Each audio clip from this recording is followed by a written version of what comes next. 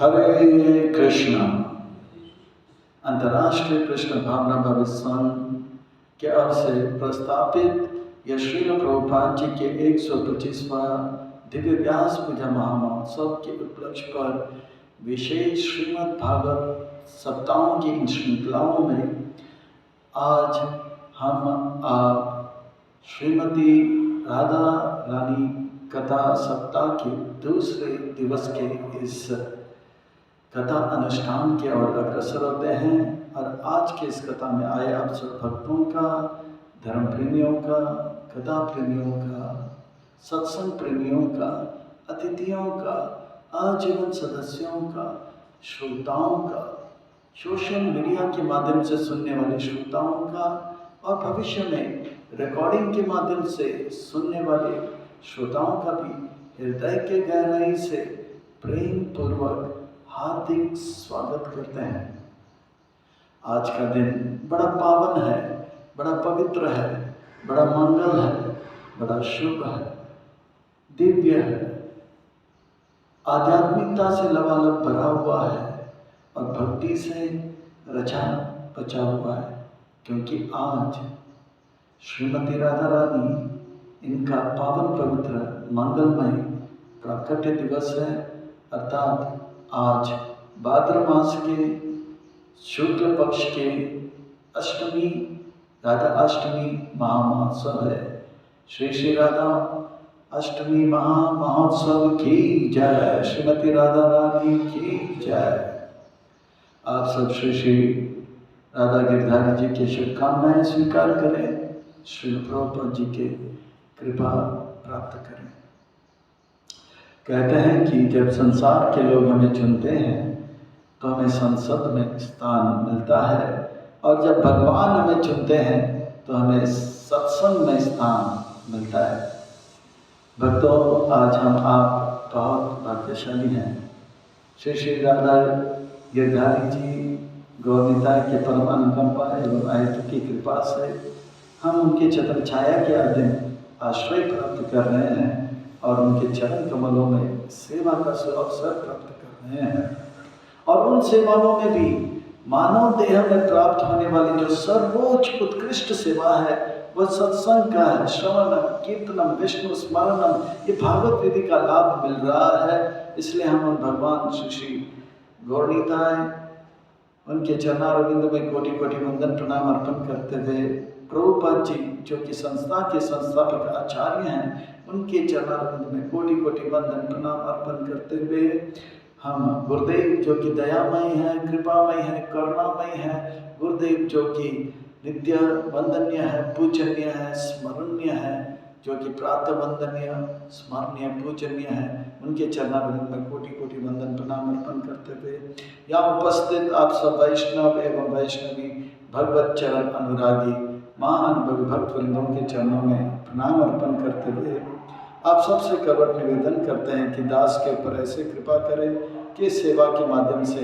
हम आपको, गुरुदेव को और श्रील प्रभुपाद जी को प्रसन्न कर पाएं। इन्हीं शब्दों के साथ आज के इस कथा की ओर अग्रसर होते हैं।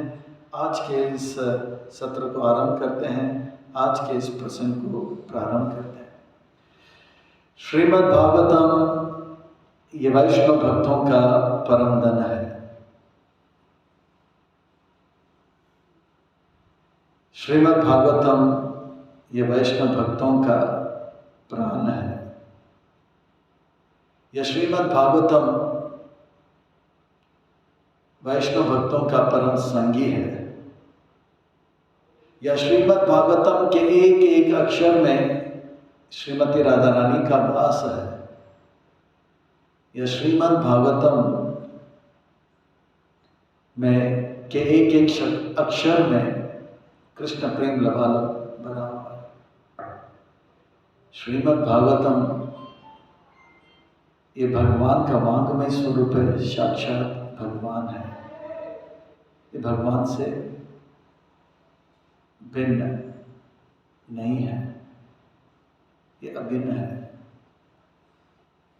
ये भगवान का वांगमय स्वरूप है, ये अमल पुराण है, ये परमहंस संहिता है। परमहंस चक्र चूड़ामणि श्री सुखदेव गोस्वामी महाराज श्री उन भगवान कृष्णचंद्र के दिव्य नाम रूप गुण लीलाओं को स्मरण करते करते करते करते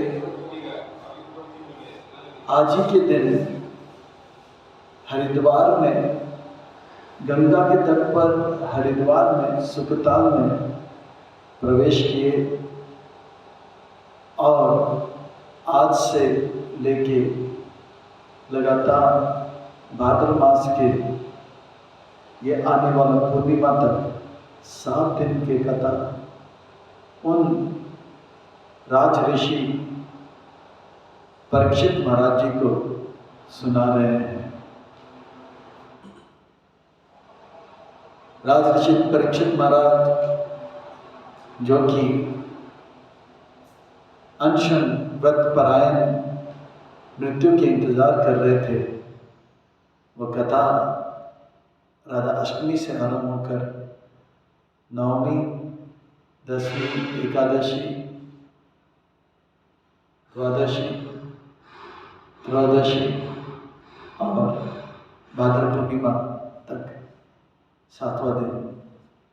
इसलिए पूरे इस्कॉन में इस भाद्र पूर्णिमा के शुभ अवसर पर लगातार 1 महीने तक ग्रंथराज श्रीमद् भागवतम मैराथन का आयोजन किया गया है। आप सब भक्तों को पता है, हर दिसंबर में मार्गशीर्ष मास में कार्तिक के बाद वह मोक्षदा एकादशी के पावन पवित्र तिथि पर कुरुक्षेत्र के युद्ध भूमि में भगवान ने कृष्ण जो है गीता का शुभ संदेश अर्जुन को सुनाया था, तो भगवत गीता मैराथन मनाते हैं। इसी प्रकार से यह जो महीना है, इस अश्विन ये जो भाद्र मास है, इस भाद्र मास में पूरे महीने भक्त लोग ग्रंथ श्रीमद् भागवतम का जो है वितरण कर रहे हैं। तो ये भागवत कथा जो है सुखताल में गंगा के तट पर हरिद्वार में आज के दिन आरंभ हुआ था। सुखदेव गोस्वामी महाराज श्री यह कथा सुना रहे हैं और जब ये कथा आरंभ किए थे, सारे गोपियों ने कहा कि इतने संत हैं, इतने महात्मा हैं, इतने देव ऋषि हैं, इतने ब्रह्म ऋषि हैं, राज ऋषि हैं, इन सब के बीच में आप जो है हमारी कथा मत सुनाइए। ये वादा सुखदेव गोस्वामी महाराज से लिया गया था। और खास करके दूसरा कारण ये था, गोपियों का अगर नाम ले सुखदेव गोस्वामी महाराज और कोई नहीं है, साक्षात श्रीमती राधा रानी के तोता है, वो भाव विभोर हो जाएंगे, मूर्छित हो जाएंगे और राधा रानी का नाम लेते ही, गोपियों का नाम लेते ही और कथा सुना नहीं पाएंगे। तो 7 दिन के इन कथाओं का वर्णन करते करते तीसरे दिवस की कथा में ब्रज लीला आरंभ करते हैं, जिसमें थोड़ा सा वर्णन आता है। अन्य आराधितो नूनम, भगवान ईश्वर, भगवान हरि ईश्वर, थोड़ा सा राधा रानी के बारे में कहते हैं, वर्णन करते हैं, क्योंकि वो साधारण गोपी नहीं है, सबसे श्रेष्ठ है, सबसे श्रेष्ठ है, भगवान के सबसे श्रेष्ठ सेविका है। तो वो श्रेष्ठ क्यों है, उसका चर्चा आज हम थोड़ा सा करेंगे। आज राधा अष्टमी है, राधा रानी इतने महान क्यों है? तो आज का दिन जो है राधा रानी का प्राकट्य इस भौतिक जगत में, इस धरातल पर हो रहा है। वैसे तो जिस प्रकार से भगवान कृष्ण का ना तो जन्म है, उसी प्रकार से श्रीमती राधा रानी भी भगवान के धाम में, गोलोक में, उनका नित्य लीला में वो हमेशा से है। पर इस भौतिक जगत में लीला हेतु उनका प्राकट्य आज के दिन होता है। जिस प्रकार से कृष्ण के लिए लागू होता है कि उनका जन्म और कर्म दिव्य है, इसी प्रकार से श्रीमती राधा रानी का जन्म और कर्म भी दिव्य है। जन्म कर्म च मे दिव्यम् एवं योगेऽपि तत्त्वता त्यक्त्वा देह पुनर्जन्म नाएति मामेति सो अर्जुना। हे अर्जुन, भगवान का, कृष्ण कहते हैं उनका जन्म और उनके कर्म दिव्य है। इसी प्रकार से श्रीमती राधा रानी का भी आज जन्म है, दिव्य जन्म है। हमें यह नहीं सोचना चाहिए कि जिस प्रकार से हम लोग जन्म मनाते हैं हमारे बच्चों का या अपना स्वयं का, उस प्रकार से श्रीमती राधा रानी का जन्म नहीं है। वे कर्मों के बंधन में नहीं आते हैं कि उनको इस स्थान पर, इस समय पर, इसी माँ से, इसी पिता से जन्म लेना है, ऐसा कर्मों के बंधन में नहीं। अपितु उनको जो है एक कृष्ण के लीला में विशेष समय पर, विशेष स्थान पर भगवान की इच्छा से जो है वो प्रकट होती है। तो बड़ा सुंदर श्रीमती राधा रानी जो है उनका आज पावन पवित्र दिव्य प्राकट्य दिन है। कृष्ण के आनंद यानी कि सुख प्रदान करने वाला जो शक्ति है वो हलादनी शक्ति, उसका मूर्तिमान स्वरूप श्रीमती राधा रानी है। कृष्ण के नित्य संगी हैं। राधा कृष्ण के लिए बने हैं, कृष्ण राधा के लिए बने हैं। मान लो कि कृष्ण के लिए एक सुंदर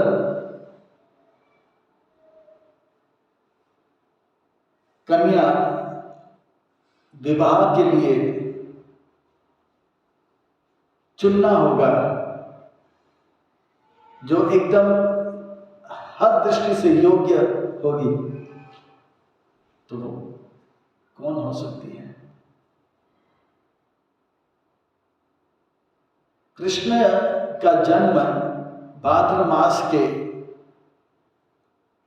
कृष्ण पक्ष के अष्टमी रोहिणी नक्षत्र के अंतर्गत ठीक रात 12 बजे होता है। अगर ज्योतिष के अनुसार लड़का का जन्म इस समय से है तो उनके लिए एक योग्य कन्या जो है विवाह के लिए, उनका जन्म का तारीख क्या होना चाहिए? तो ज्योतिष शास्त्र के अनुसार कृष्ण के लिए अगर कोई जीवन साथी चुनना है, कृष्ण के लिए अगर एक सुंदर कन्या को विवाहित कराना है, तो उनका जन्म भाद्र मास के कृष्ण पक्ष में भगवान का जन्म हुआ है तो शुक्ल पक्ष में जन्म होना चाहिए। और कृष्ण के जन्म रात के 12 बजे होता है तो वो कन्या का जन्म जो है दिन के 12 बजे होना चाहिए। और अगर देखा जाएगा ज्योतिष के अनुसार भी राधा जो है वही एक योग्य कन्या है जो कृष्ण से विवाह कर सकती है, क्योंकि भाद्र मास आज है और आज का दिन जो है शुक्ल पक्ष के अंतर्गत आता है और दिन के 12 बजे आता है। एकदम ये जोड़ी जो है बहुत ही सही है। राधा कृष्ण के लिए बने हैं और कृष्ण राधा के लिए बने हैं। हम लोग कहते हैं ना कि हम बने तुम बने एक दूजे के लिए। इस संसार में कोई किसी के लिए नहीं बना है। हम बने कृष्ण के लिए, तुम बने कृष्ण के लिए, हम बने कृष्ण के लिए, आप बने कृष्ण के लिए, हम सब बने कृष्ण के लिए। पर राधा कृष्ण के लिए बना है और कृष्ण राधा के लिए बना है। ये दोनों जो है एक दूजे के लिए बना है। ये एक दूजे के लिए शब्द राधा कृष्ण के लिए लगता है, सीता राम के लिए लगता है, लक्ष्मी नारायण के लिए लगता है। बाकी संसार में जरूर सब लोग एक दूसरे को पसंद करते हैं, विवाह करते हैं, जीवन साथ जीते हैं। पर 100 साल पहले हम कहाँ पे थे, आप कहाँ पे थे, और आज से 100 साल बाद हम कहाँ पे होंगे, आप कहाँ पे होंगे। पर राधा हमेशा से कृष्ण के साथ थी और कृष्ण हमेशा से राधा रानी के साथ थी। इसलिए हमें जरूर जो है जीवन साथी चुनना होगा, लोगों को जीवन साथी चुनना होगा। पर ये समझ लेना चाहिए राधा कृष्ण के लिए है और कृष्ण राधा के लिए है, और हम बने हैं कृष्ण के लिए, आप बने हैं कृष्ण के लिए, हम सब बने हैं कृष्ण के लिए। ये विचार बहुत सही होगा। ये विचार अगर होगा तो जीवन में कभी दुख नहीं होगा। ये विचार जो है बहुत ही सटीक है गुरु, साधु और शास्त्र के विचार अनुसार। भक्ति विनोद ठाकुर इसी बात को बड़े सुंदर भजन के माध्यम से कहते हैं, जीव कृष्ण दास है विश्वास, कर ले तो और दुख नहीं रे। बहुत सुंदर कह रहे हैं। हम अगर ये विश्वास कर ले हम बने कृष्ण के लिए, जीव कृष्ण दास हैं, हम कृष्ण के दास हैं, एक विश्वास हो जाए तो और दुख नहीं रे। बहुत जो है समझने वाली बात है कि राधा कृष्ण के लिए बने हैं, कृष्ण राधा के लिए बने हैं। और आज का दिन जो है बहुत बहुत बहुत बहुत महत्वपूर्ण है हम भक्तों के लिए। भक्त लोग कहेंगे कि अरे कुछ दिन पहले ही 15 दिन पहले हमने कृष्ण जन्माष्टमी मनाए, बड़े धूमधाम से मनाए, इतने लोग आए थे, रात भर हमने उपवास किया था, इतना बड़ा उत्सव मनाया था, मंदिर को सजाया गया था, घर को सजाया गया था, और जो है भगवान को खूब सजाया गया था, इतने लोग आए थे। कृष्ण जन्माष्टमी लोगों के लिए है और राधा अष्टमी भक्तों के लिए। हम गौड़ीय वैष्णव के लिए ये सबसे महत्वपूर्ण दिन है, क्योंकि हम गौड़ीय हैं। गौड़ीय का अर्थ क्या होता है? क्या हम विष्णु के भक्त हैं? क्या हम कृष्ण के भक्त हैं? नहीं, हम ना तो वैष्णव हैं ना तो हम कृष्ण के भक्त हैं। तो फिर ये तिलक क्यों लगा रहे हैं? तो फिर हरे कृष्ण क्यों जप रहे हैं? कृष्ण के दास ऐसे क्यों बोल रहे हैं? इसके पीछे रहस्य यह है, वो रहस्य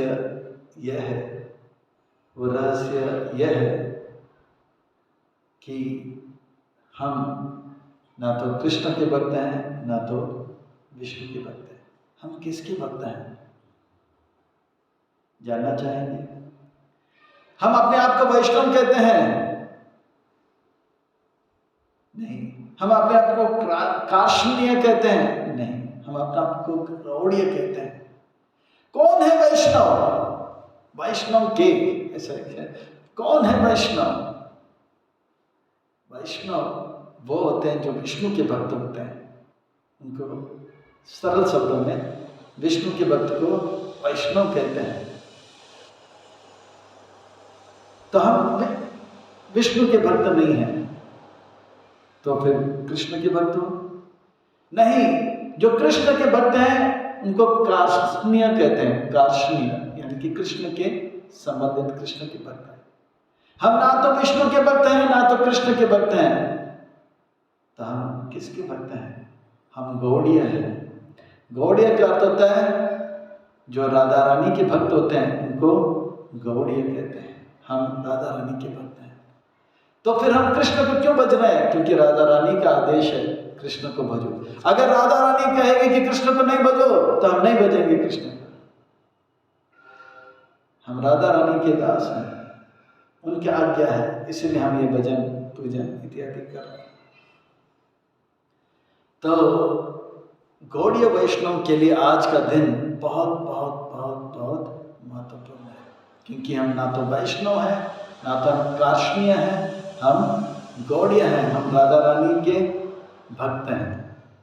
ये राधा रानी का आज जन्म उत्सव जो है हर गौड़ीय वैष्णव बड़े उत्साह के साथ, प्रेम के साथ मनाता है। जितना उत्साह कृष्ण के जन्म अष्टमी में किया था उससे भी 100 गुना वो तो लोगों के लिए किया था, और आज हम अपने लिए कर रहे हैं, राधा रानी के लिए कर रहे हैं। ये राधा अष्टमी बहुत बहुत महत्वपूर्ण है। तो कौन है ये राधा रानी? तो उसका सुंदर वर्णन नारदीय जो है पुराण में आता है, बड़ा सुंदर वर्णन आता है। ये बातें जो है मैं जो भी बता रहा हूँ ये बहुत सुंदर ग्रंथ है जो कि परम पूज्य भक्ति पुरुषोत्तम स्वामी महाराज जी लिखते हैं। बहुत सुंदर राधा रानी के बारे में वर्णन किए हैं। तो उनसे ही कुछ बातें उनके जन्म से संबंधित है, उसका मैं वर्णन करूँगा। राधा रानी का वास्तविक जन्म जो है ऐसा समय इत्यादि हम कह नहीं सकते हैं, पर भगवान के धाम में वर्णन आता है कि राधा रानी किस प्रकार से प्रकट हुई। एक बहुत सुंदर कथा है जो कि हम आज के दिन जो है आपको सुनाएंगे। कहते हैं कि गोलोक वृंदावन में एक स्थान है, गोलोक वृंदावन में एक स्थान है जिस स्थान का नाम है रास मंडल। उस स्थान का नाम क्या है? रास मंडल। रास मंडल वो स्थान है जहाँ पर रास होता है। रास मंडल वो स्थान है जहाँ पर रास होता है। वो जो सुंदर स्थान है उस स्थान में एक पहाड़ है, उस पहाड़ का नाम है सतशृंग। वो पहाड़ का नाम है सतशृंग। एक दिन की बात है, कृष्ण जो है साक्षात भगवान है, कृष्ण साक्षात भगवान है, वे आत्माराम है और अपने आप में वे आनंद का अनुभव कर रहे हैं, किसी प्रकार का कष्ट का अनुभव नहीं, बहुत रमन कर रहे हैं। पर उनको एक इच्छा हुआ कि मैं थोड़ा सा रास करूं। रास यानी कि नृत्य करूं। नृत्य जो है अकेले भी कर सकते हैं, पर उनको लगा कि रास करूं। रास का अर्थ होता है और एक जो है व्यक्ति के साथ, प्रेमिका के साथ मैं नृत्य करूं। पर कृष्ण अकेले हैं। तब भगवान के इच्छा शक्ति से कृष्ण के बाएं शरीर से एक सुंदर से कन्या प्रकट हो जाती है, और कन्या जो है सूर्य के ताप जैसे,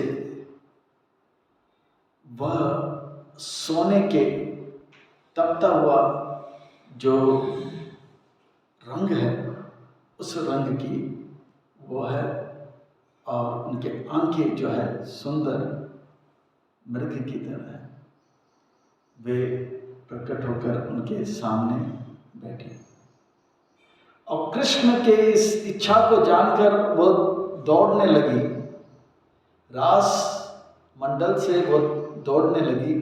जैसे मराठी में दौड़ने को दावा कहते हैं, संस्कृत में भी उसको दावा कहते हैं। वो क्यों दौड़ी? क्योंकि उनको उस गोलोक वृंदावन से सुंदर पुष्प जो है ग्रहण करना था और कृष्ण के चरण कमलों में अर्पण कराना था। क्योंकि वो रास मंडल से दौड़ी, इसलिए रा और रा यानी कि रास मंडल से का रा और धा दौड़ी किसके लिए? सेवा करने के लिए दौड़ी। क्या सेवा था? कि पुष्प जो है कृष्ण के चरण कमलों में अर्पण करना था। तो इसलिए उनका नाम पड़ गया राधा। इसका वर्णन जो है नारद पंचरात्र में आता है और यही बात जो है श्लोकों में भी लिखा गया है, ताकि हमें ये भ्रम नहीं होना चाहिए कि हम अपने मन से करें। द्वैपूज स्वपि गोलोके, वो परब्रह्म जो कि दो हाथ धारण करके गोप जैसे विचरण कर रहे हैं। रास मंडले, वो रासमंडल गोलोक वृंदावन में भ्रमण कर रहा था। गोपवेश चातरुनो, उनका आयु जो था केवल 14 साल 3 महीने 4.5 दिन का लग रहा था। तरुण लग रहा था। तरुण का अर्थ होता है नौजवान, जो ना तो पूरी तरह से जो है मैच्योर है, ना तो बच्चा है, तरुण है, तरुण कृष्ण। तो कहते हैं कि वो परब्रह्म दो हाथधारी, वो जो है रास मंडल में जो है भ्रमण कर रहे थे। जलदा श्याम सुंदरा, और इस प्रकार से वो ऐसे लग रहे थे एक बादल जिसमें जल हो, जलदा श्याम सुंदरा, यानी कि उनका अंग का कांति कैसा था? ऐसा मानो कि एक बादल होता है। बादल जो होता है वो सफेद होता है, कापूस के जैसे होता है, कॉटन जैसा होता है, आकाश में ऐसे घूमता रहता है। पर उसी बादल में जल होता है, जलदा श्याम सुंदर, बहुत सुंदर लगने लगे, सुंदर अंग कांति। यह भगवान अकेले बैठे रास मंडल में। यह नारद 5 रात्रों में इसका वर्णन आता है। इसके बाद क्या हुआ उनको? एक ईश प्रतामतो द्विदारूप बभुव सह, उनको एक इच्छा हुआ कि मैं रास करूं। रास करना यानी कि नृत्य करूं। वो एक रूप था उनका, एक ईश्वर का रूप था सबसे पहले, पर वो 2 भाग में विभाजित हो गए। द्विधा रूप बभुवस, 2 रूप में बदल गए। ये 2 रूप कौन सा है?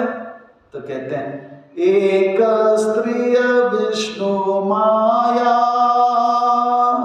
एक रूप जो है स्त्री का रूप लिया, वो विष्णु माया है। वो क्या है? श्रीमती राधा रानी। और दूसरा रूप जो है वो क्या है? तो कहते हैं पुमान एक श्याम विभु, और दूसरा रूप जो है पुरुष का था, वो था विभु पुरुष, भगवान कृष्ण। वो कृष्ण कैसे हैं? तो कहते हैं सचा स्वेच्छमया श्यामा, ये स्वतंत्र हैं, अपने आप में किसी पे निर्भर नहीं है। हम सब परतंत्र हैं।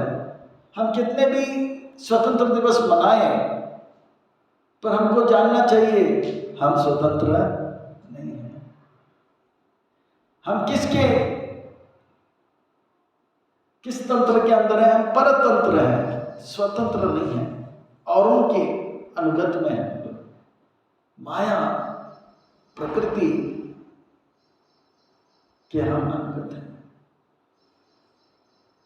हम बीमार होना नहीं चाहते हैं, फिर भी कोविड का पहला वेव आता है, दूसरा लहर आता है, तीसरा लहर आता है, चौथा लहर आता है, कोई नहीं चाहता है ना। हम वृद्ध होना नहीं चाहते हैं, है ना, फिर भी हो जाते हैं। हम मरना नहीं चाहते हैं, हमारे सगे संबंधी को मरते हुए हम देख नहीं सकते हैं, पर होता है, क्योंकि हम किसी और के अधीन हैं। हमें जबरदस्ती बीमार किया जाता है। नहीं, मैं बीमार नहीं होना चाहता हूँ, मैं बीमार नहीं होऊंगा, पर हमारा कुछ नहीं चलता है, बीमार होना पड़ता है हमको, वृद्ध होना पड़ता है हमको, क्योंकि हम किसी और के अनुगत हैं। हम हमेशा से जवान रहना चाहते हैं, हम जवान थे, है और रहेंगे, ये केवल कृष्ण के लिए लागू होता है। छोटा बच्चा होता है, वो बोलता है कि एक दिन मैं जवान हो जाऊंगा, क्योंकि वो देखता है पैंट शर्ट पहन के लोग बहुत नाच रहे हैं, अच्छा और जो जवान रहता है वो सोचता है कि हम हमेशा जवान रहेंगे, फिर वो देखता है एक दिन वो भी बूढ़ा हो रहा है, फिर वो बूढ़ा सोचता है कि मैं फिर से कब जवान होऊंगा, उनको जवानी याद आ जाती है पर उनका शरीर साथ नहीं देता, पर जवान कौन, भगवान ही रहता है। हम बड़ा वृद्ध होना नहीं चाहते हैं, कहने का तात्पर्य यह है, पर किसी के अंतर्गत है। स्वतंत्र कौन है? केवल भगवान, वो कृष्ण स्वतंत्र है, उसी का वर्णन हो रहा है। स्वचामया श्याम सगुणो निर्गुण श्याम, उनके बहुत ही सुंदर सुंदर दिव्य गुण हैं और उनके अंतर्गत कोई भौतिक गुण नहीं है, निर्गुण नहीं है। ये निर्गुण का अर्थ ये नहीं है कि वो निराकार निर्विशेष इत्यादि है। निर्गुण का अर्थ है कि उनके अंदर कोई भौतिक गुण नहीं है। तां दृष्ट्वा सुंदरीं, उन्होंने उनके सामने एक सुंदरी को देखा, और वो कौन है? लालो रतिम कर्तुम समुद्यते, वो उनको जो है सेवा करने के लिए ललायित है। तो कृष्ण और राधा का यह प्राकट्य जो है नारद पंचरात्र में वर्णन हुआ है गोलोक वृंदावन में। आगे यही गोलोक वृंदावन में राधा रानी सेवा करते करते करते करते एक दिन की बात है, कृष्ण जो है एक और गोपी के साथ जो है रास खेलने जाते हैं, और वो गोपी का नाम है विरजा। क्या नाम है उनका? विरजा। तो ये विरजा नाम के गोपी के पास कृष्ण जाते हैं, और ये कबर जो है राधा रानी को हो जाता है। अब जो है राधा रानी बहुत गुस्से में आ जाती है, पर ये राधा रानी का गुस्सा और हमारा गुस्सा में जमीन आसमान का अंतर है। ये गुस्सा जो है इसीलिए राधा रानी के अंदर आता है, क्योंकि इस गुस्से से कृष्ण प्रसन्न हो जाएंगे। हम जब गुस्से हो जाते हैं कृष्ण प्रसन्न नहीं होते हैं। हम जब गुस्से हो जाते हैं तो कोई प्रसन्न नहीं होता है, हम भी प्रसन्न नहीं होते हैं, हम बर्बाद हो जाते हैं। तमोगुण है इसलिए बर्बाद हो जाते हैं। पर राधा रानी जो गुस्सा हो रही है वो इसलिए क्योंकि कृष्ण चाहते हैं कि वो भड़क जाए, उनको गुस्सा है। तो श्रीमती राधा रानी 630 करोड़ गोपियों को लेकर विरजा सखी के गोपी के जो कुंज है उसके और अटैक करने जाते हैं, दावा करने जाते हैं, हमला करने जाते हैं कृष्ण को पकड़ने के लिए, दंड देने के लिए। ऐसा वर्णन आता है। कुंज, आप जानते हैं कुंज क्या होता है? निकुंज क्या होता है? हम लोग गाते हैं जय राधा माधव कुंज बिहारी। कुंज बिहारी बोलते थे। कुंज का अर्थ क्या है? बहुत सुंदर अर्थ है इसका, वर्णन करूंगा। निकुंज क्या है? हम बोलते हैं ना निकुंज में, क्या बोलते हैं आगे? निकुंज में बिहारी श्याम राधे राधे, श्याम राधे राधे, इस प्रकार से हम गाते हैं। निकुंज में बिहारी श्याम राधे राधे। तो ये निकुंज क्या है, कुंज क्या है, इसका सुंदर वर्णन हम बहुत साल पहले सुने थे। रासबिहारी मंदिर में, रासबिहारी मंदिर प्रभुपाद जी के द्वारा स्थापित जो मंदिर है, वहाँ पे देवकी नंदन प्रभु हमारे, आप सब जानते होंगे, इस गाँव में उनका प्रवचन था। तो वो बता रहे थे, बट बहुत साल पहले की बात है, 20 साल पहले की बात है। तब हमने सुना, पता अच्छी तरह से बताया, तो आज भी याद है मुझे। बता रहे कि कुंज का अर्थ होता है वो सुंदर फूलों का महल, वो सुंदर फूलों का महल जो गोपियां और मंजरी जो है सजाती है। हम लोग गाते हैं ना फूलों में तो वो फूलों में का एक सुंदर सजाकर राधा रानी को और कृष्ण को सजाते हैं, फिर एक सुंदर फूलों का एक महल बनाते हैं, और उस फूलों के महल में फूलों का दीवार स्पर्श सब कुछ फूल का है। और उस फूलों के महल के अंदर राधा और कृष्ण बैठते हैं और अलग अलग लीला करते हैं। गोपी कौन होते हैं? गोपी जो है राधा रानी की उम्र के होते हैं, वो भी लगभग 14 साल के होते हैं, 13-14 साल।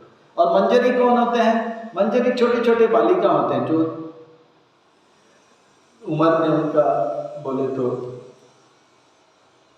5 साल 6 साल के, नादान होते हैं, उनको पता नहीं स्त्री कौन पुरुष कौन है, स्त्री और पुरुष में भेद में पता होता है। 8 साल के बाद उनको पता लग जाता है, ओ मैं स्त्री हूँ, स्त्री का ये काम है और पुरुष का वो काम है। और स्त्री और पुरुष मिलते हैं तो कुछ और काम करते हैं प्रभुपाद जी बताए पुरुष भी अच्छा है, स्त्री भी अच्छा है, पर स्त्री और पुरुष साथ में अच्छा नहीं। Man is good, women is good, but man and women together is not good. क्योंकि ये दोनों एक दूसरे को धोखा दे रहे हैं, दोनों अपने अपने चेतना को दूषित कर रहे हैं।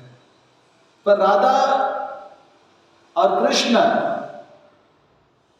वो साथ में मिले, ये बहुत ही अच्छा है। तो गोपियों का एक ही ये होता है कि राधा और कृष्ण को साथ में लाए, पर मंजरी वो होते हैं छोटे बालिका, उनको पता नहीं स्त्री कौन है, पुरुष है, स्त्री और पुरुष क्यों मिलते हैं, वो पता नहीं होते, नादान होते हैं। सही बात है। या आजकल की लड़कियां 5 साल में ही बहुत मैच्योर हो जाता है, ऐसा है यानी कि मंजरी बहुत नादान होते हैं, उनको पता नहीं रहता क्या होता है, पर वो मदद करते हैं शरबत बनाने में, ड्रेस सजाने में, सब। तब कुंज का अर्थ होता है वो महल जहां से राधा कृष्ण जो है अंदर से बाहर देख सकते हैं। बाहर हिरण जा रहा है, मयूर जा रहा है, तोता जा रहा है, बंदर इधर से उधर कूद रहे हैं, गाय, वो देख सकते हैं।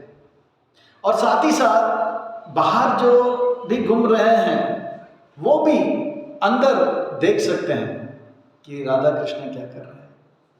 इसको क्या कहते हैं? कुंज। कुंज और निकुंज क्या होता है? अच्छा, कुंज जैसे इसके एक दृष्टांत देता हूं।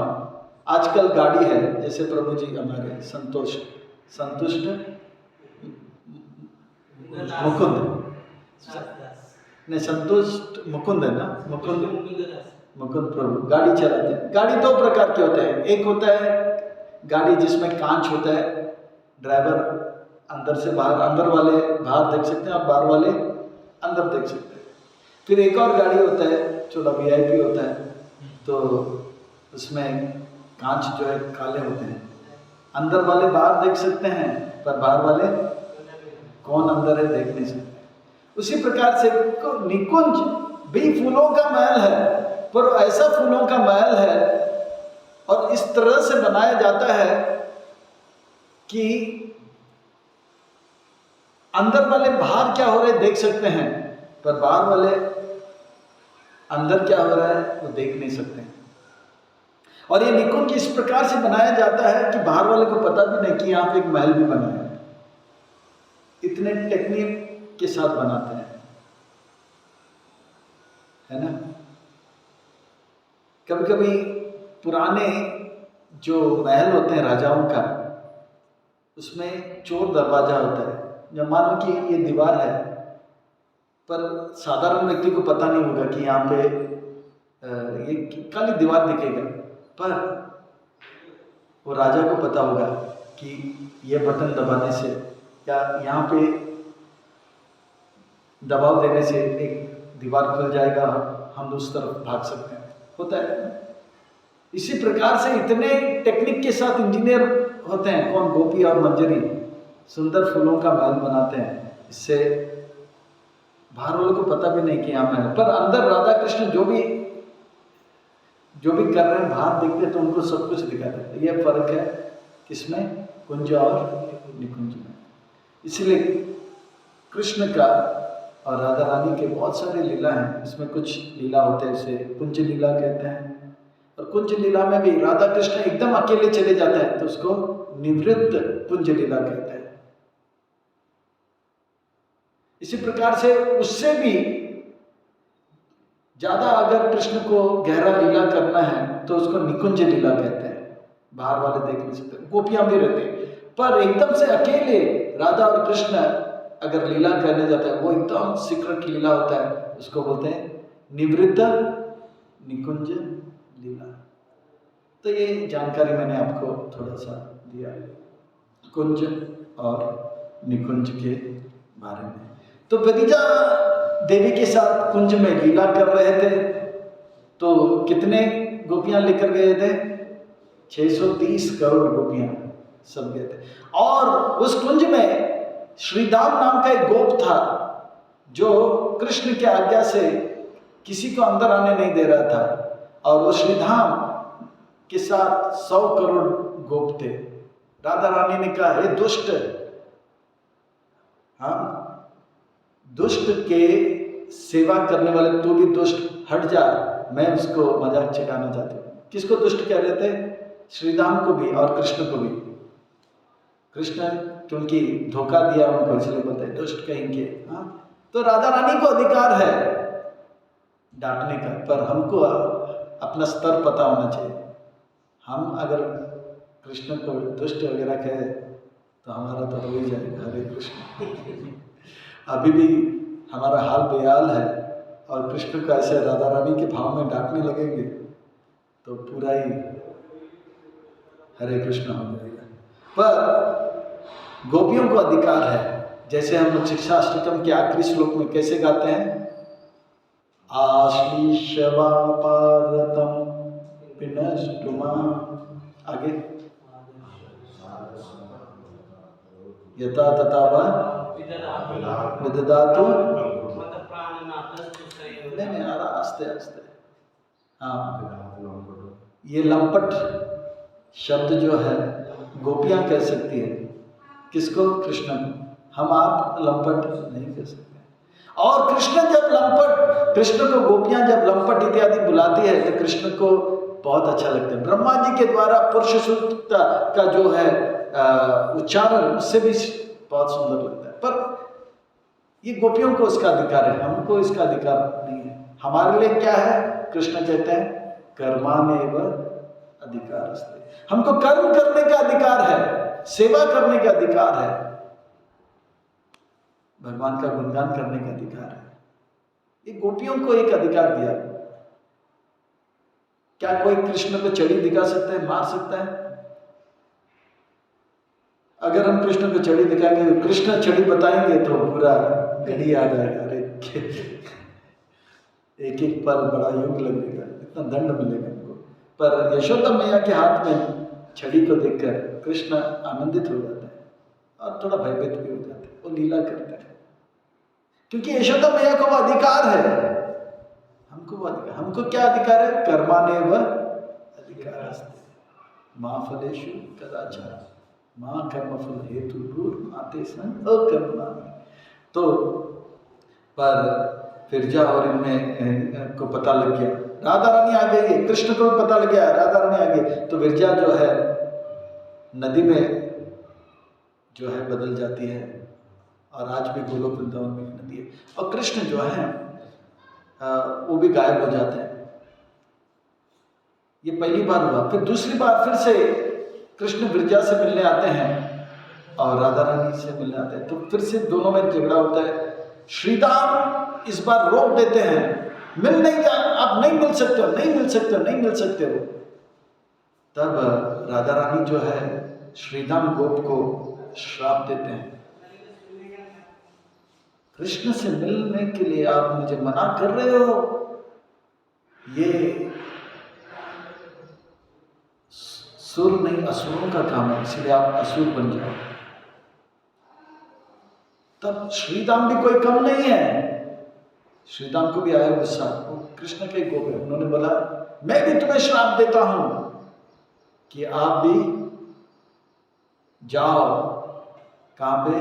भौतिक जगत में, और मेरा श्राप है कि 100 साल तक आप कृष्ण से अलग रहो। अब राधा रानी रोने लग जाती है और ये भी रोने लग जाते हैं। श्रीराम कृष्ण के पास जाते हैं, रोक कर बोलते कि इस प्रकार से श्राप मिला। तो कृष्ण कहते कोई बात नहीं, जाओ, राधा रानी का श्राप है, तो शंखचूड़ नाम का आप असुर बन जाओ।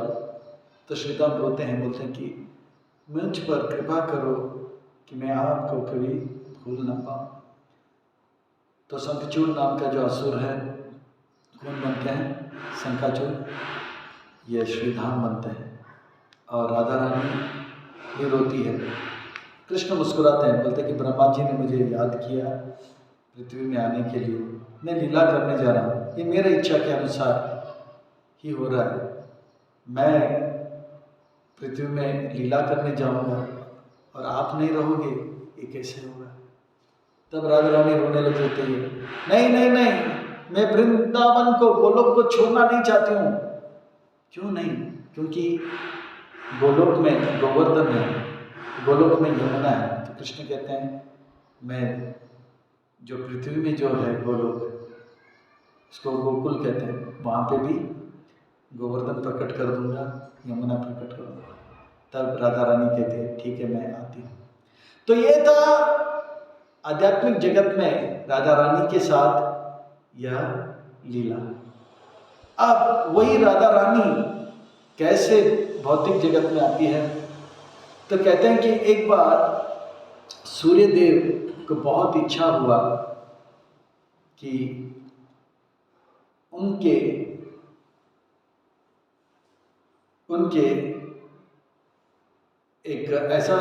उन्हें एक ऐसा संतान उत्पन्न हो जो कि बहुत ही सुंदर हो, और वो जो है उनका दामाद यानी कि उनकी बेटी का पति साक्षात भगवान हो।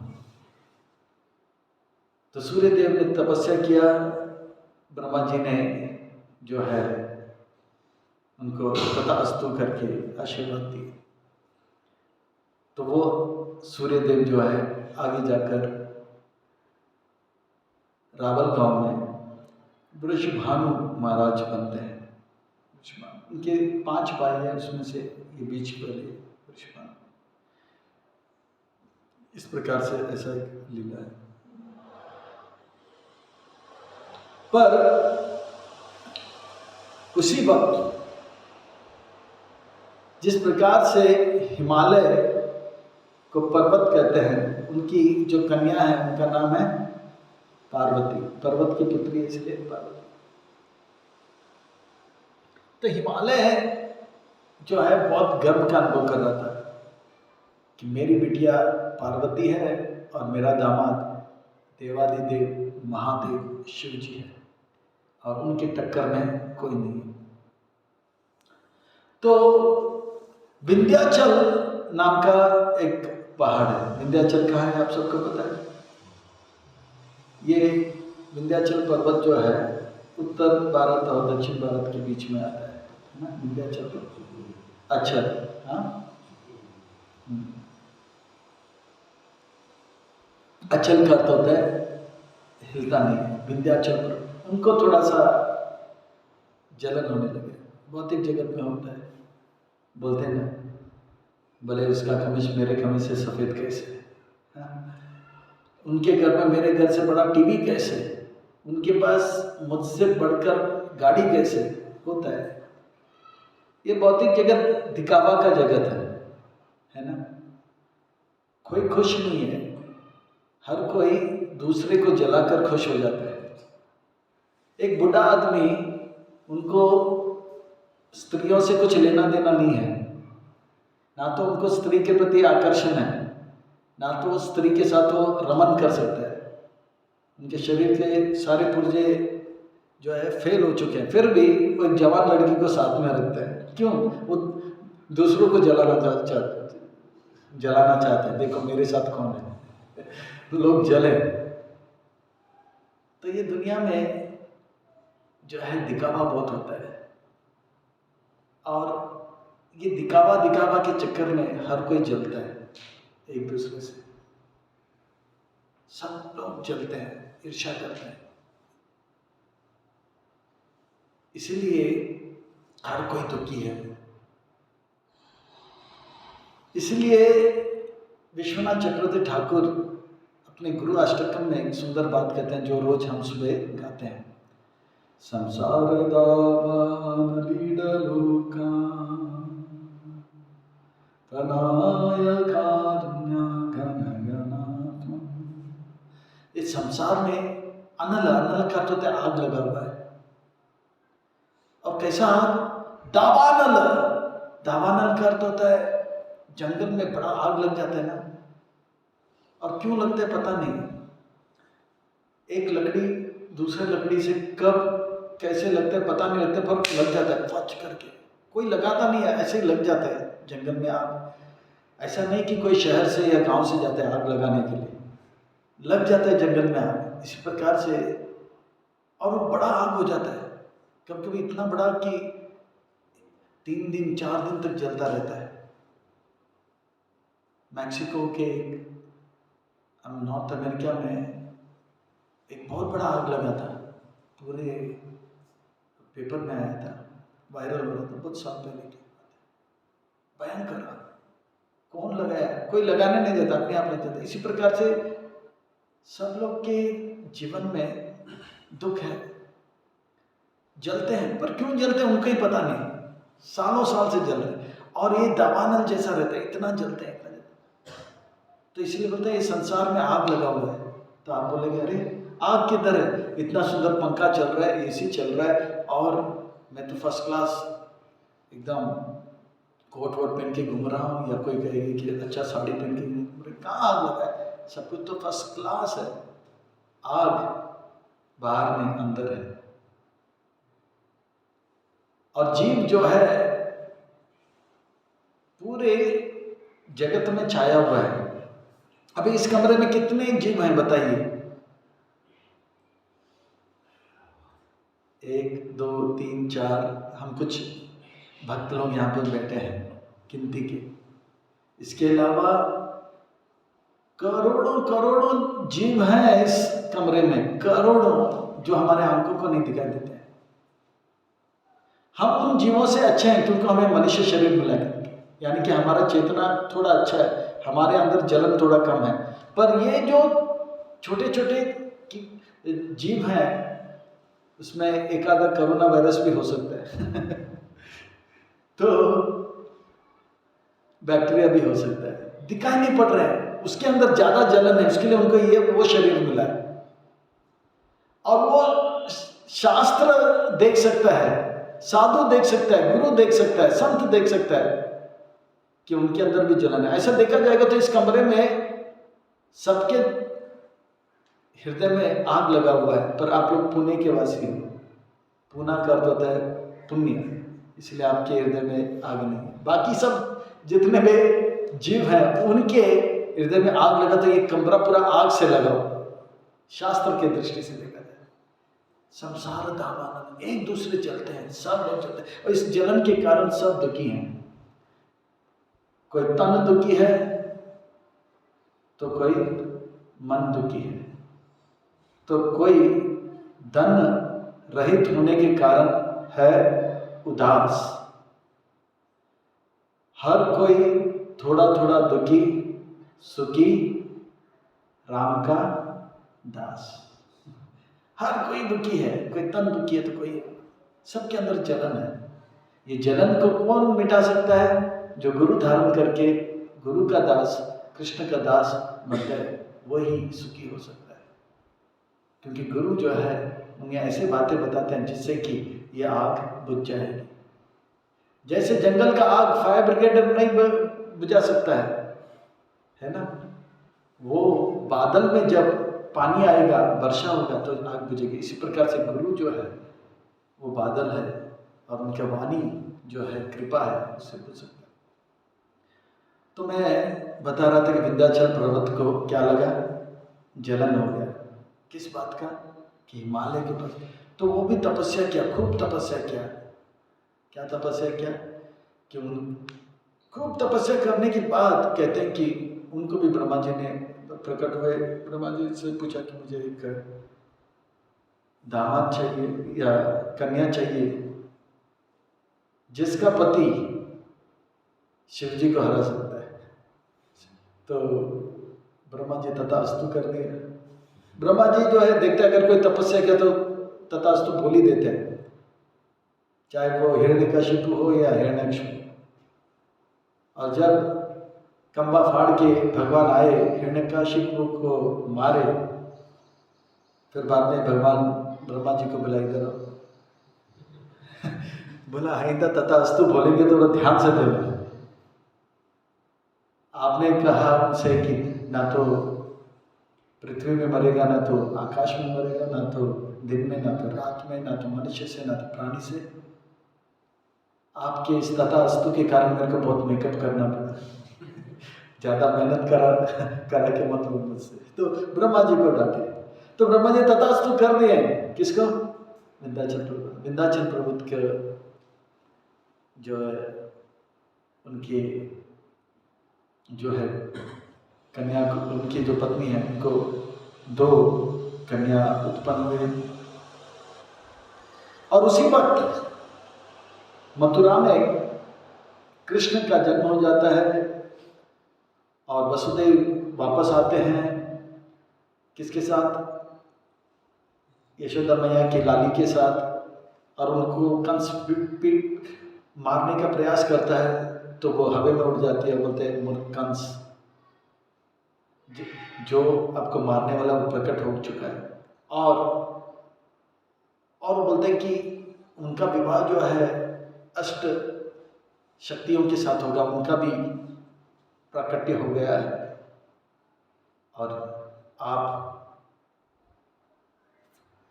फुजुल के इनको कष्ट मत दो। तो फिर कंस जो है, पर कंस को ये बात याद रहा कि 8 सखी का भी प्राकट्य हो गया है। तब वो पूतना को बोलती है जितने भी छोटे छोटे लड़कियां हैं उसको आप खत्म कर दो।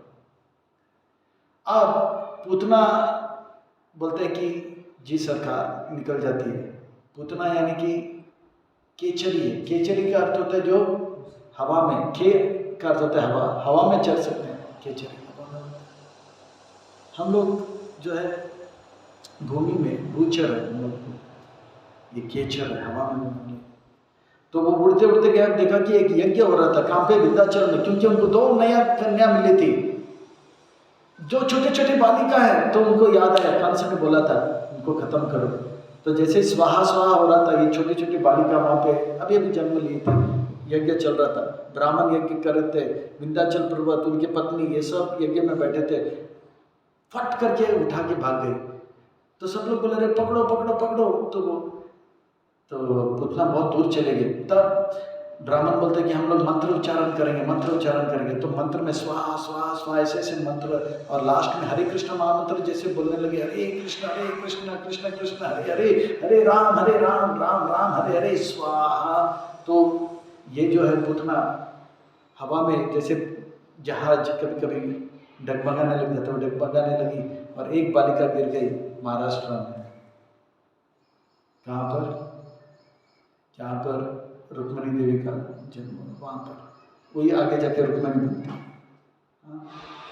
मथुरा द्वारिका कृष्ण के साथ विवाह करते हैं, पर दूसरा कन्या को एकदम कस के पकड़ा था, फिर जोर से हरे कृष्ण महामंत्र का उच्चारण किया। अब जो है उनका फ्लाइट पूतना का और डगमगाने लगा, कमजोर हो गई और ठप करके यमुना में दूसरा बालिका गिर गई। यमुना में दूसरा बालिका गिरी, और गिरी तो गिरी एक 1000 पंखड़ी वाले कमल के अंदर वो गिरी। और वहीं पर सूर्यदेव जो था अब वृषभानु के नाम से जन्म लेता है, और वो बरसाने से रावल आते हैं, और रावल में जो है सूर्यदेव का उपासना करते हैं और वो गायत्री करता रहता है। और कीर्तिदा जो है उनकी पत्नी, वो लोग भी वहाँ पर जो है सूर्यदेव के लिए जो अंजलि कर रहे थे। देखते ही देखते एक कमल जो है गायत्री करते करते ठप करके उनको लगा, और ये वृषभानु महाराज जो था आंख खोला तो देखा सुंदर सा बालिका आ गई, और उतने में कीर्तिदा और सारे जो है गोपियाँ वो भी आ गए। बोला ये कौन? तो बोला ये कहाँ से आई पता नहीं। तब कीर्तिदा देवी कहते कि मैंने इतने दिन से सूर्यदेव का उपासना किया, वृषभानु महाराज कहते मैं भी उपासना किया कि हमारे पास बालक तो है पर बालिका नहीं है, तो लगता है इसे भगवान ने ही भेजा है, भगवान का देन है, सूर्यदेव का देन है। तो गले से लगाते हैं, रावल से लेकर कहाँ लेकर जाते हैं? बरसाने। ये रावल गांव में आज और बरसाने में आज बहुत ही धूमधाम से राधा अष्टमी मनाया जाएगा। राधे राधे राधे राधे सब एक दूसरे को कहेंगे, और ठीक 12 बजे सब जो है एक दूसरे को बधाई देंगे, बधाई हो, क्योंकि लाली का प्राकट्य। तो यह है राधा अष्टमी, आज का दिन, भाद्रव मास शुक्ल पक्ष अष्टमी। एक और लीला थोड़ा सा जन्म लीला से संबंधित है। तो वृषभानु रावल में थे। बचपन में एक टॉफी आता था, लगभग 40 साल पहले की बात है, मेरा बचपन में, यानी कि अभी मैं 52 हूँ। हाँ, तो लगभग 40-45 साल पहले एक टॉफी आता था। उस टॉफी का नाम था रावल गांव। रावल गांव 5 पैसे का आता था रावल गांव। अभी वो कंपनी बंद हो गई। वो रावल गांव टॉफी खाते खाते लगता है कि राधा रानी का कृपा हुआ और राधा रानी का हम भक्त बने। रावल गांव नाम था, कोई भक्त नहीं, अब कंपनी खोला होगा और रावल गांव नाम दिया होगा। किसी को याद है रावल गांव टॉफी? चॉकलेट, उसका रंग जो है हाँ सांवला रंग का टॉफी होता था, 5 पैसे का मिलता था। रावल गांव, राधा रानी का गांव का नाम है रावल गांव। आज भी वहाँ पे बहुत कीर्तन होगा, बहुत बड़ा। पर रावल गांव से ज़्यादा बरसाना में राधा रानी रही, तो वहाँ से गए थे। तो बरसाने में जब गए, राधा रानी के प्राकट्य का जन्म का उत्सव मनाया नहीं, गुप्त रखा था, क्योंकि वृषभानु महाराज इस बालिका को देखकर, तब तक कांचन गौरांगी राधे वृंदावनेश्वरी इतनी गोरी थी, देखकर खुश हुए। पर उनको दुख इस बात का हुआ कि इतनी सुंदर बालिका है पर कुछ माँ माँ उच्चारण नहीं कर रही है। हर स्त्री को यह आवाज, विवाहित स्त्री को यह आवाज अच्छा लगती है, माँ माँ, और हर पुरुष को, पति को यह पापा, ये शब्द सुनने में अच्छा लगता है, पर बोल नहीं रही है, गूंगी है और अंधी भी है। देख नहीं रही है और वो बहरी भी है। दुख हो गया। वो माँ पिता को अपने जीवन में कोई दुख नहीं है, पर बच्चे को दुखी देखकर वो दुखी हो जाते हैं, है ना। इसीलिए कहने वाले खूब सुंदर कहे कि कहते हैं कि देख सकता हूँ मैं कुछ भी होते हुए, देख सकता हूँ मैं कुछ भी होते हुए, नहीं मैं नहीं देख सकता तुम्हें रोते हुए। संसार का माता पिता कुछ भी होते हुए सुन सकते हैं। नेपाल में भूकंप आ गया, वहां पे सुनामी आ गया, सुनेंगे और अपना जीवन चलता रहेगा, है ना। पर बच्चा जब रोता है माता पिता से देखा नहीं जाता। वृषभानु के जीवन में कोई कमी नहीं, कीर्तिदा के जीवन में कोई कमी नहीं, पर उनके बच्चे के जीवन में कमी है, तो वो कमी आ गया। मनाया नहीं, किसी को पता नहीं कि वृषभानु के घर में एक लाली भी है। बरसाने में किसी को पता नहीं, एकदम सस्पेंस था, किसी को पता नहीं। सबको पता है कि इनके एक पुत्र है और उसका नाम है श्रीराम। ये दूसरा श्रीराम है, वो नहीं। पर नारद मुनि वहां पे आए गोलोक वृंदावन से। देखिए गोलोक वृंदावन से 2 फ्लाइट निकला, एक में कृष्ण गए और दूसरे में राधा रानी गए।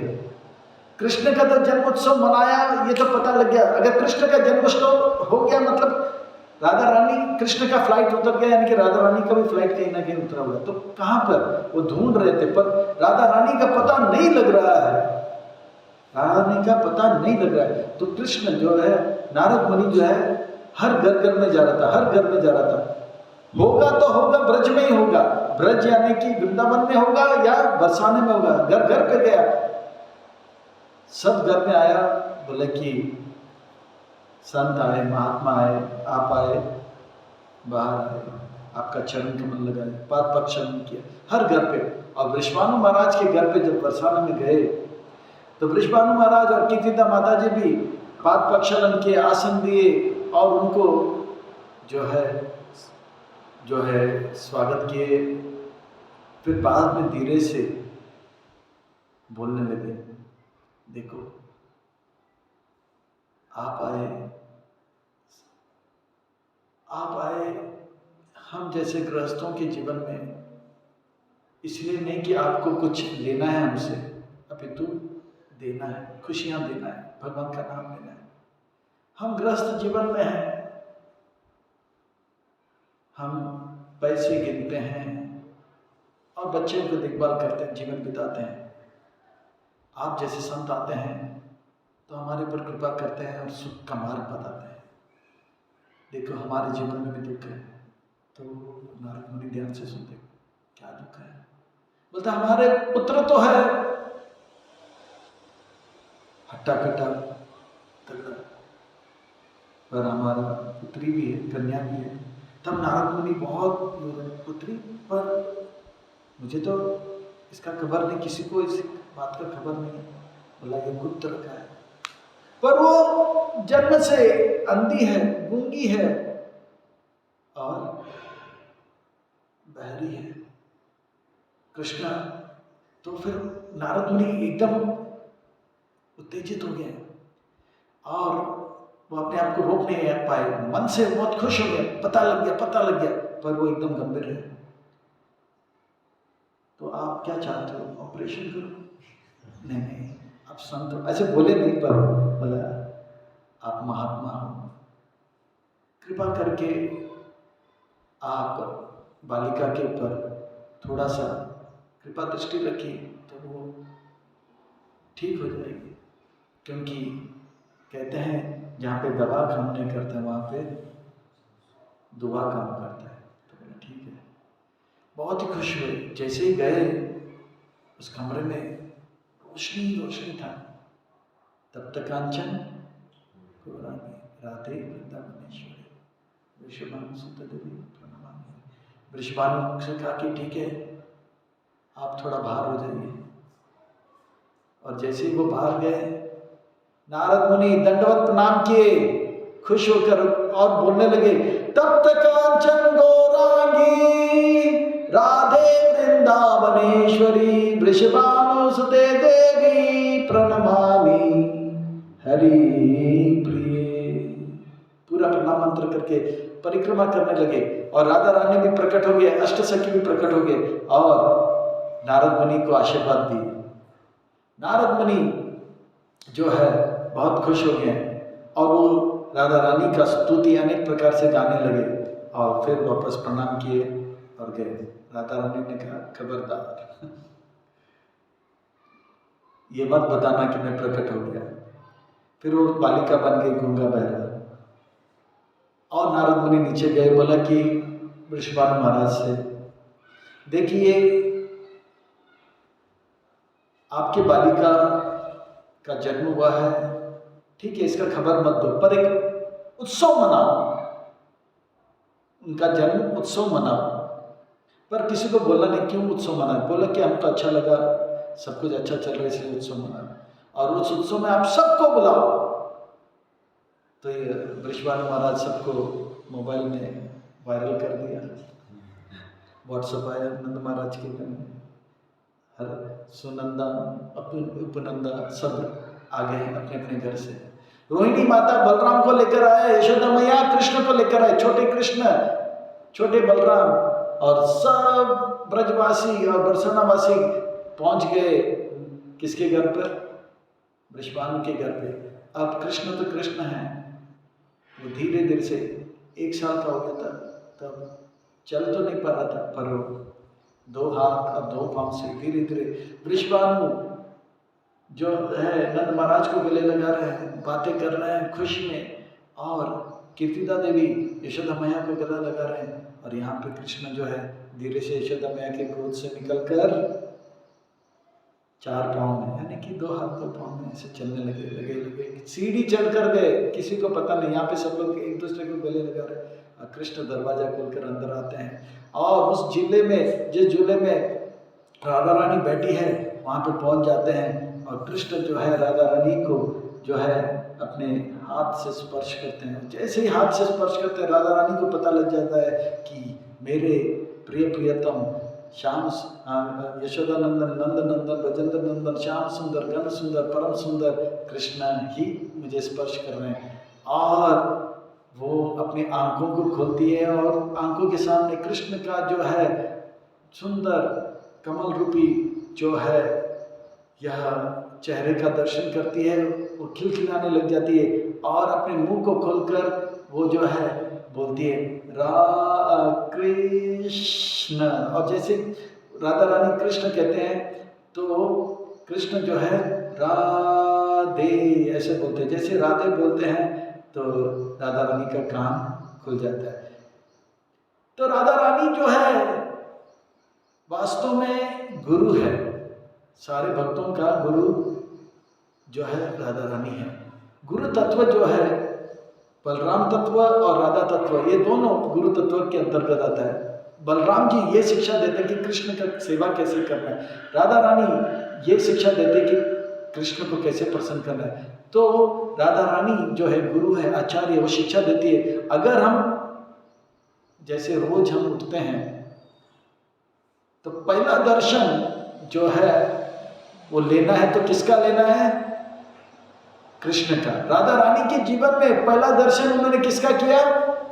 कृष्ण का, सुंदर मुख का। इसी प्रकार से रोज हम सोते हैं और सुबह उठते हैं तो सबसे पहला दर्शन किसका होना चाहिए? कृष्ण का। और सबसे पहला शब्द जो अपने मुख से निकलना चाहिए वो क्या होना चाहिए? कृष्ण कृष्ण कृष्ण। और पहला शब्द जो हम सुनते हैं वो है हरे हरे हरे, हरे कृष्ण कृष्ण कृष्ण हरे हरे, हरे राम राम राम। जो सुबह उठते ही हरे कृष्ण महामंत्र तुरंत जप कर लेता है, उसके जीवन में कोई कष्ट नहीं आएगा राधा रानी की कृपा से। और तुरंत किसका दर्शन करना चाहिए? राधा रानी। इस प्रकार से राधा रानी सिखा रहे हैं कि किस प्रकार से हमें कृष्ण का अच्छा भक्त बनना है। खास करके ये मनुष्य शरीर हमें मिला है कृष्ण का अच्छा भक्त बनने के लिए। तो आज के दिन वृंदावन में, ब्रज में, रावल में, बरसाना में और यावत में जो है जटिला कुटिला के वो क्या बनी, बहू बनी। कुटिला कौन है, उनके ननद बन जाती है, जटिला उनके सास बन जाती है। उनके पति का नाम है अभिमन्यु।